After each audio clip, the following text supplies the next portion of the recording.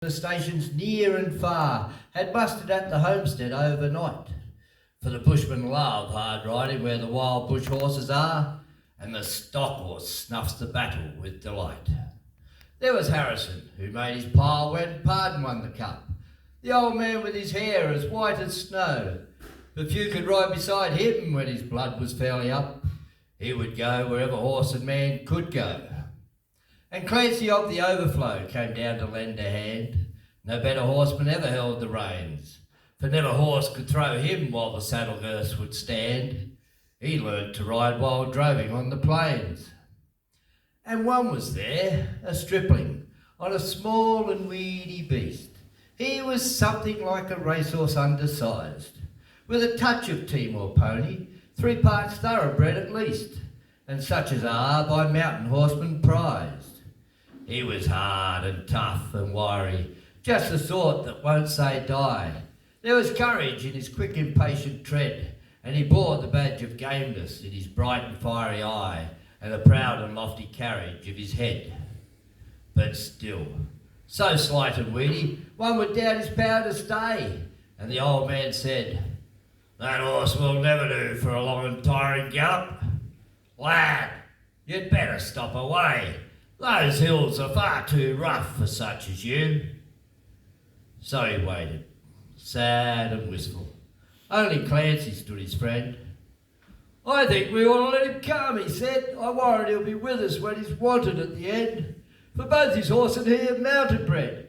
He hails from Snowy River, up by Kosciuszko side, where the hills are twice as steep and twice as rough, where the horses ooze like firelight from the flintstones every stride.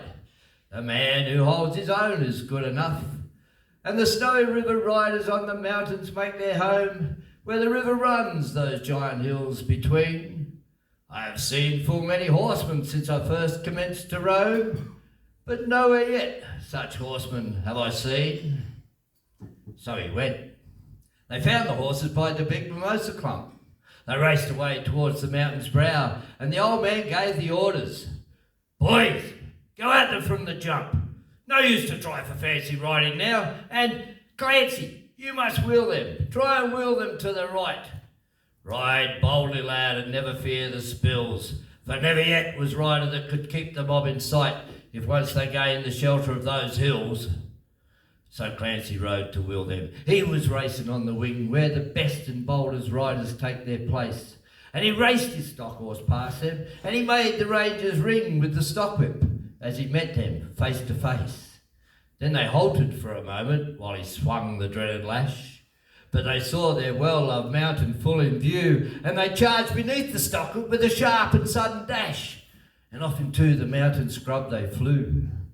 Then fast the horsemen followed, where gorges deep and black resounded to the thunder of their tread. And the stockwhips woke the echoes, and they fiercely answered back from cliffs and crags that beetled overhead. And upward, ever upward, the wild horses held their way, where mountain ash and Currajong grew wide.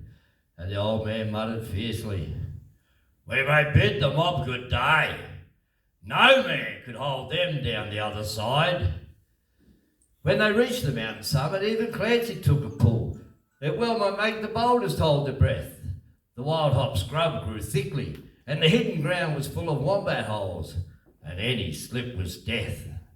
But the man from Snow River let the pony have his head. He swung his stockwhip round and gave a cheer, and he raced him down that mountain like a torrent down his bed, while the others stood and watched in very fear.